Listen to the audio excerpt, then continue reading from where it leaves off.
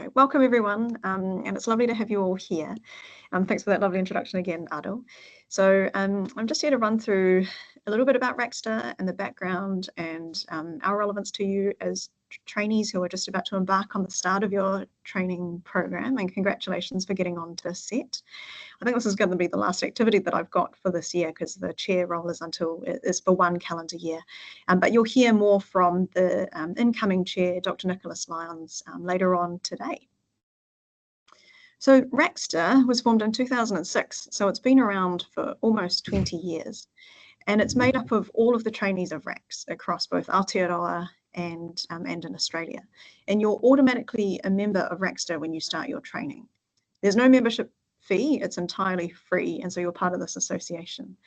I don't like to say that we're a union, but our main goal is that we've got a number of functions, and this is mainly involved in representing surgical training, surgical trainees, and all facets of things that can be involved and might have interactions on our training as we go through, making sure that we protect the interests of trainees in all the different domains, representing them on different committees and closely with RACS to make sure that any changes or any issues that come up we can have a say in and try and make some change to and advocate strongly on our behalf. In terms of our activities and our committee, we've got an executive committee, so that's comprised of the chair, the deputy chair, and the immediate past chair. And then there are 4 other positions that fall under the executive. So there's an education representative, but normally that falls under the domain of the deputy chair, as they sit on the CSET or the SET training program committee. There's also a training representative, support and advocacy, and communications. And the members of the committee are made up of our wider RACSTA committee, as in they are people selected from within the rest of our committee. So other than the 6 executive, there's 13 specialty representatives, and that's for some of the subspecs where they've got a specific Australia or New Zealand board. And then regional representatives, so that's state-based, with New Zealand being kind of counted as one state, and then a few co-opted members. And so these are our committee members for this year. We're one of the most diverse within the college, with over 50% female representation. We've got Indigenous and Māori trainees, and 1/3 of our trainees are based in Aotearoa, including myself. So this is just a wee slide just to mention about the differences between the specialty versus the regional and the co-opted members. So our specialty representatives act as a voice for the trainees within their surgical specialty. And they normally sit on boards such as, for example, General Surgery New Zealand or General Surgery Australia, and are elected from their training cohort. And then as part of that role are then a member of RACSTA automatically. Regional representatives are selected from their region, so trainees within each state then vote and select these representatives on behalf of the trainees in that state. And they work more closely with the state and territory or Aotearoa New Zealand national committees or the STANS committees. And then our terms of reference allow for up to 3 co-opted members. And so these are people that we would co-opt for some of the positions where we want to get someone potentially with some expertise in a set area. For example, Australian Indigenous or Māori trainees to be involved with Indigenous health, and also rural health equity. We've co-opted some members for that. So in terms of our reporting line, we fall under the governance of education, and we work really closely with the Education Committee and CSET, which is another branch within RACS. The CSET is usually made up of all of the training chair board chairs, and they all sit together and are more involved with the day-to-day running of things that occur with training programs and alterations to that. But we really have close ties with all areas of RACS. All of the different committees, which I'll show you in a slide further on, of the different committees that we have a seat at the table at. In terms of our advocacy, since it was established, we've been involved in a number of important advocacy aspects. For example, most recently the decoupling of the fellowship exam, which was meant to happen this year, but will come into effect next year. And that's the separation between having the written and the verbal component. So if things don't work out quite so well with the verbal component and you don't progress to the written component and you don't progress to the viva, then you don't have to sit that. And that would be reflected in the fee structure as well. So you don't end up paying that whole fee if you're not progressing to the verbal aspect. We have also been advocating for trainees to be members of the college. I think that's been accepted, but we're still working on what that looks like, whether we have voting rights and in what capacity that would mean as trainees. Flexible training arrangements, really integral and safe working hours, breastfeeding policy alongside the Women in Surgery group. We're heavily involved in hospital training accreditation, and especially more at a state or government level, giving feedback on that, as well as getting involved on the ground. And during the COVID time, I think RACSTA was thinking about cancelling or restricting exams, and RACSTA advocated really strongly for that not to occur and for exams to still run. And alongside some of the other financial issues that RACSTA has had, we've been lobbying really hard to make sure that the fee increases are taken into consideration, and that the impact that has on already quite an expensive situation being a trainee, and ensuring that any kind of further fee increases really do take into account that the financial pressure that this has on trainees, and trying not to increase those, and making sure that that doesn't happen again. And again, with things like operating with respect, bringing up DBSH issues, and ensuring that we advocated that this is unacceptable behaviour, and trying to make sure that RACS has processes in place and programs so that we can report this and try and prevent this from happening, or if it is happening, that we can try and do something about that. Some of our current advocacy and moving forward, one of the big things at the moment is looking at relocation expenses and portability of entitlements such as maternity leave and other leave. RACSTA has been advocating really hard for this over the last few years, and has been bringing it up at a federal level. And we have, from the CEO and RACS President Kerin Fielding and all the separate training committees and boards, we're really pushing hard to try and get some traction on this, because we know this is a major problem, and especially for trainees who are in a binational training program, and when you're being moved for your training as opposed to you just upping sticks.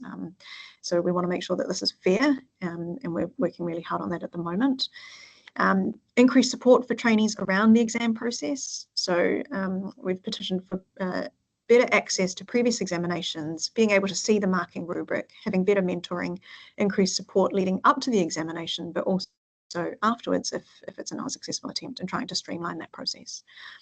We're also involved in advocacy as well from external sources, such as with the AMC, and some of the things that are coming through now with the AMC putting on pressures onto RACS and subsequent flow-on effects to trainees, such as expediting SMO pathways, hospital program accreditation programs, and also getting involved with RACS and their governance to make sure that the structures that they have now and boards and committees are all appropriate, so that we have better governance of RACS. So we have feedback into that as well, because we will eventually be SMOs, and it's important that all of these structures and things that are impacting on our training, which might not be at a day-to-day level, we still have some say in. So this slide here just shows the different committees and working groups that we're part of. So as chair, I sit on the RACS Council, and then EC, and the deputy chair sits on CSET, and these are all of the other committees. Pretty much every committee or working group that RACS has some trainee representation. If it's not one member, multiple members. And so it is a two-way conversation. So while as trainees we fall under the umbrella of RACS, we are still free to say what we think, and that's what we should be doing, and advocating really strongly for trainee welfare and trainee rights. And some of the external committees as well that we're involved in include the AMA Doctors and Training Council, the New Zealand's counterpart, which is the CMC Advanced Trainees Group, ANSCA, and then we also do have some input into the training survey that's sent out through APRA, just for the Australian trainees. So how we connect, so you can connect with both your representatives within your specialty, but also state-based via the RACSTA email, which comes through to the inbox, and then we can figure out best way to proceed with whatever the query may be. or if there's any potential new avenues of advocacy that we should be thinking about. And they range, the queries that come through range from a whole lot of different things, from flexible training fees, relocation costs, reporting DBSH that's occurring in the workplace. You'll hear from, I think, John Quinn later on today, who's involved more in that process, but it is really important to speak up if that's happening. We also connect via a few ways on media. So we've got a newsletter that comes out 3 times a year. There's the training surveys to get an idea of what's happening on the ground. So the Australian version that comes out for the medical training survey by APRA. And then in Aotearoa, we send out one for the New Zealand trainees, and that's sent out by RACSTA, and they sort of run around the same time. We do also have a Facebook group.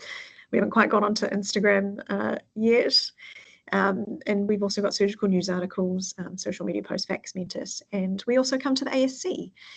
So our stand at the moment is alongside the RAC stand, but we always love to hear from people on the ground and come and have a chat to us. ASC next year will be in Sydney. And the induction conference, of course, which is where you're at the moment, we're hoping for next year that this can be in person and at set hubs, so state-based hubs. So that's a work in progress, but you've got a fabulous lineup of speakers today to talk about lots of different things that might crop up or that are important things to think about as you go through training. We also have one award that's awarded by RACSTA, and this is the John Corboy Medal, which is in recognition and commemoration for John Corboy, who was a previous chair of RACSTA in 2007. And so we get nominations from yourselves and your colleagues, and it's really to highlight the input of a trainee who has these characteristics of Dr. Corboy, so outstanding leadership, tenacity, selfless service, and service to trainees. So please feel free to get in contact. Rachel here on the right on the photo with me is fantastic, and she's an excellent first port of call. We're accessible via the RACSTA email. You can also get in touch if you want to message us on Facebook, and we're happy to hear from you. And there are a few spots as well coming up for next year, so state-based representatives, which we would love to get some nominations for. So if you're keen to get involved, we would love to have you on board. So welcome to RACS, and Kerin Fielding. I'm a regional rural orthopaedic surgeon in Wagga Wagga, and currently your president. So I just really wanted to tell you a bit about the college and why it's really important that you're engaged in all the work that we do, and that you understand what RACS does as the kind of umbrella organisation to all the societies. Next slide, please. So in acknowledgement of our social responsibility to address health inequity through our levers of selection, training, retaining, and collaborating for rural surgical services and rural communities, I'd like to acknowledge the traditional custodians of country throughout Australia and recognise their continuing connection to land, waters and culture. And we are a binational college, so we always acknowledge our Maori people in Aotearoa, Tēnā koutou, Tēnā koutou, Tēnā koutou katoa. Next slide, please. It's a beautiful painting of the Murrumbidgee that's on the wall in my office. The college is 100 years old in a couple of years, and we are a non-profit organisation, and our business as usual, our main business is to train surgeons and maintain surgical standards across our two nations.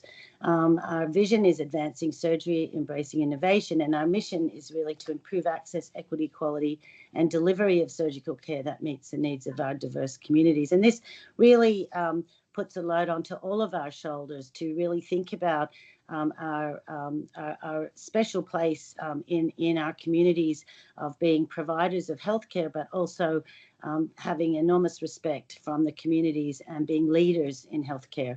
And that's something really important for us all to think about because we are very privileged people to have the position that we have. Next slide, please. And I'll talk a bit about rural today, but RACS has many important roles. As I said, we're a binational college. Our main business is education and training. To do that, we need to be accredited, but CPD is also a very core part of our business. But as you've heard from Sue, advocacy is really important part of what we do. And then if you want to link that to what I've just said, professionalism is really a very important part of the role of RACS. RACS is really the umbrella organisation that brings all the societies together. The societies are fabulous at providing the medical and technical expertise training that you all need in your particular specialty. But RACS brings everyone together, and its major role, apart from all the organisational side of the SET program, is to instill really good professional standards across the specialties, which are generic for all surgical training. Next slide, please. So that's sort of something to really think about when you're thinking about what RACS does. So RACS plays a critical role in developing and nurturing health leadership in many spheres. As I said, in medical education, in growing the workforce. We work with jurisdictions and the government looking at workforce, driving positive change in the health system, innovation, obviously, and improvements in healthcare delivery. And I'll tell you a bit about a few of those endeavours. We provide direction, design, and develop and promote high standards in surgical care and drive the maintenance of those standards. And I've just come from the Philippines last week, and when you go around the world and you look at the standards and quality of healthcare, which everybody talks about, we are incredibly privileged in Australia to have the high standards of healthcare that we have, the high standards of clinical governance that we have with M&M and audit, CPD, that many countries don't have. And we're very lucky to be able to afford, you know, the audits and the databases and all the things that we use on a daily basis to help us provide excellent care. So RACS is, you know, it's really important that we're instilling leadership qualities, ethical values, a comprehensive understanding of healthcare. And the medical colleges altogether contribute to the development of leaders throughout the system who can help to drive positive change in healthcare delivery, policy, patient outcomes, through all of those sorts of things that I'm talking about. And you guys are the future of our college, and you play a critical role in leading these healthcare delivery issues forward. So it's really important that RACS invests in our trainees, and because you are the future leaders of our healthcare system. Next slide, please.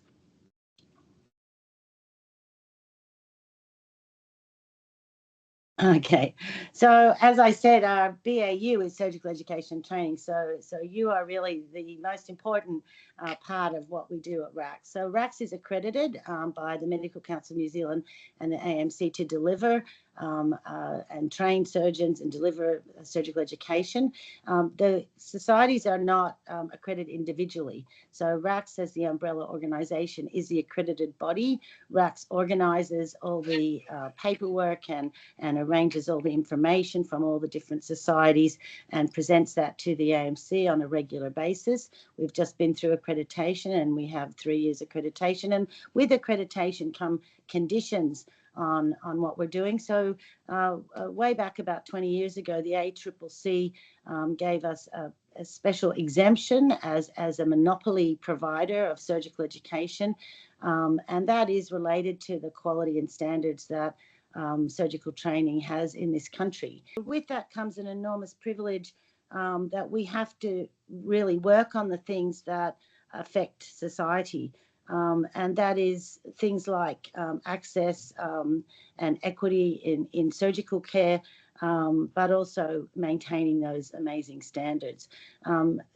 Accreditation, it comes at quite a cost. We have, so the college covers all of that for all the societies. And I think many people don't understand that the college is the accredited body, not the societies. That's really important for you to understand.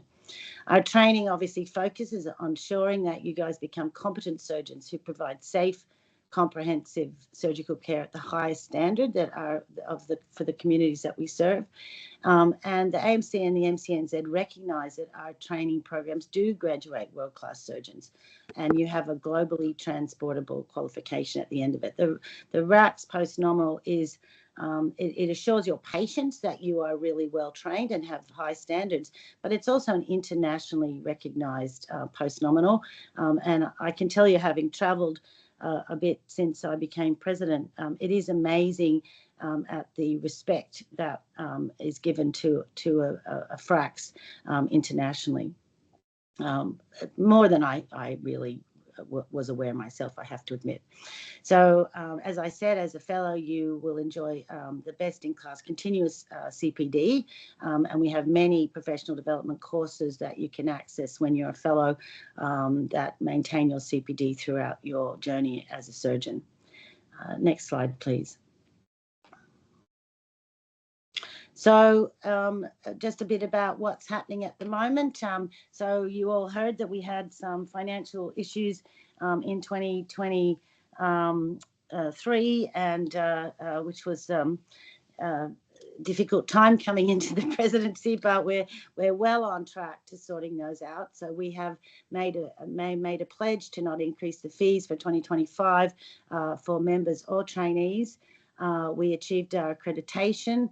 We achieved constitutional change to improve the governance of the college. So we will have a small board, which is fellow-led, but we'll have some skills-based experts on that board to help look after the finances moving forward. The college is quite a big business with a very large foundation, with a lot of money that's been left to the college for scholarships and grants, and it requires really good financial oversight. So we've managed to get that governance change through, and it was a phenomenal vote of 82.6% actually to change the governance. So that's been very amazing change that we've made and very supported by the fellows.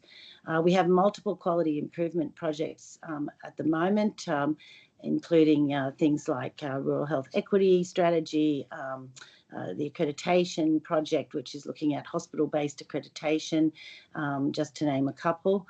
And we've been doing a lot of advocacy recently on the SIMG expedited pathway, e-scooters, AI, and on always ongoing issues related to trauma. And I'll talk about a couple of those things in a moment. Next slide, please. Okay, membership. Next slide, please. So I think, as Sue mentioned, the RACSTA Trainee Association has been advocating for formal membership of the college for a number of years, and in our October meeting just passed, Council has approved the implementation of trainee and SIMG membership categories. So we're just working on what that will look like now, and whether that will come with a post-nominal or not. But the idea is to really make sure that you have something as a trainee, you have a membership of our college, that you feel included in the college, and that you'll get some more benefits from the college than you get now. Next slide, please. So that's a big step. So as I said before, the college is the umbrella organisation and works really closely with all of these societies from all the specialties, and it's the idea of that is that it's a collaboration, and we all work together as a network and share ideas, and it's really important that we stay together, because at the end of the day, we're all surgeons. As I said, the professional skills are things that are generic across the board for all of us, and we can share that. And obviously, we are concerned about any specialty leaving the college, because it's really important, particularly when things like trauma and some other surgical issues where you need multiple different types of surgeons, that we work together in multidisciplinary teams, that we speak the same language, that we are connected, and also multiple silos cost more than people doing things together. So at the moment we have a shared model, and we want to maintain that. Next slide, please. So as I said before, leadership is really important at RACS, to develop leaders, and that's why people like Sue, will be obviously a future leader in our college, and many of you, I'm sure, will get involved with RACSTA and then have ongoing leadership roles. And one of my major leadership roles at RACS has been in rural health equity, which I'm going to give you a little bit more information on in the next presentation. But next slide, please. And building respect has been a very big project as well that the college has undergone, and we're going to revamp that, because we've just got some of the medical training survey data back in, and it looks like poor behaviour is on the rise again. So at this point in time, I'm going to empower you to get in touch with us if you see bad behaviour.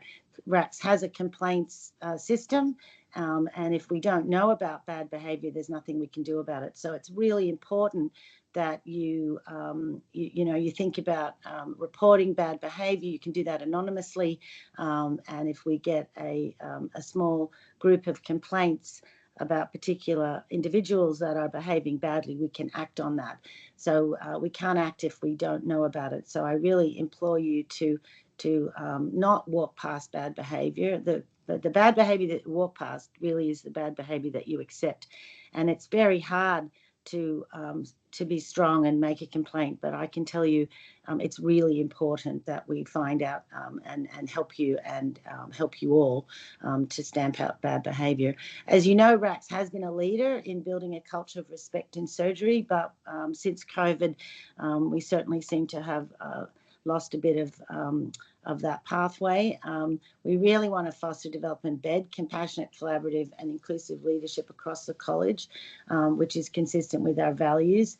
The Building Respect, Improving Patient Safety project was a landmark project and has been looked at by many other colleges around the world, including other colleges in Australia. So that was a good start, but we have a lot of work to do to continue that work. And I urge you to be thinking about respect and bad behaviour, and like I said, to report it if you can, or talk to a colleague, and we can help you. Next slide, please. Indigenous health is very important at RACS, and we're committed to contributing to improving the health inequities of Aboriginal, Torres Strait Islander and Maori peoples. We have an Indigenous Health Committee, and if any Indigenous trainees are online today, or if you have any friends that are, we do encourage them to join that committee and help us to improve those health discrepancies. And we are very active working with AIDA and trying to increase the numbers of Aboriginal, Torres Strait Islander and Maori trainees. Next slide, please.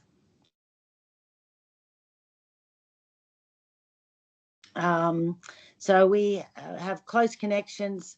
Oh, lost that one. Back, thank you. That's all right. Oh no, it's flicking. It's flicking. Back one, please. Rebecca. Yeah. Okay. So there are action plans that the Maori Health Committee in New Zealand have set up, and we work with them very closely. And we've had reconciliation action plans embedding Aboriginal and Torres Strait Islander health in the Australian on the Australian side. We understand and recognise about racism in the workplace. We have a position paper on racism. Again, that's something that needs to be called out. And our 10th competency embeds cultural competency into our skills framework, which will be something that you will need to do. We have multiple scholarships across RACS and the Foundation for Aboriginal and Torres Strait Islander students, junior doctors, set trainees and fellows, and Maori students. And we have done a statement on the Voice to Parliament. Sadly, as we all know, that didn't get through, but we have a strong stance on Indigenous health. Next slide. And next slide. So advocacy is another big role that RACS is involved with. We have a health policy and advocacy team. One of our councillors chairs that committee, and just a few of the things that we've done to date. So the protection of title happened in 2023, was first introduced in the Queensland Parliament and has been taken up nationwide, and that's to protect the title of surgeon, which is really important because that does indicate to patients someone that has the training at the level of what you will have when you finish your fellowship. We've also been working closely with the AMC and APRA regarding an extended scope of practice model in the area of cosmetic surgery, and that is still work in progress, but to really make sure that there are some really good standards for that model. And then the SIMG work. So as you know, the government has had a big report called the Croc Report, and has wanted to increase the number of SIMGs coming into Australia to help with the rural, regional and remote workforce. And we have endeavoured to move forward with SIMG accreditation and develop our own expedited pathway for people that have a very similar training program to us. We have made many attempts at connecting with the government around the policies that have come out recently, and we are still involved in a lot of national advocacy on this front because we are concerned about the standards, and so that work is ongoing. And in particular, that work occurs at CPMC. So CPMC is the Council of the Presidents of Medical Colleges, and we are lucky to have a seat on the executive at the CPMC in Australia, and we do work with the CMC in Aotearoa as well. And the CPMC at the moment is working with an advocacy team, and you may have seen some of the media this week coming out stating what we believe are good standards for the for the supervision of specialist international medical graduates. So we're constantly working at a national and a binational level to maintain standards. Next slide, please. We have an environmental sustainability committee and have put out multiple papers about sustainable surgery. We're committed to working with the government and the new Sustainable Healthcare Unit to implement initiatives. We have numerous webinars and podcasts and a very active committee in sustainability and environmental change. So that's something you might be interested in, but yeah, a lot of advocacy going on in that space. Next slide, please. That's it. Okay, so that's kind of a snippet of what happens at RACS. As you know, we have the journal, the Australian New Zealand Journal of Surgery. We have a very big research arm with ASINIPS that does lots of research for RACS and other organisations. So it is a big business, the College of Surgeons. It's, as I said, not for profit. It's there to maintain and look after standards and quality, and really encourage you to be a part of the RACS family and get involved in some way, shape or form.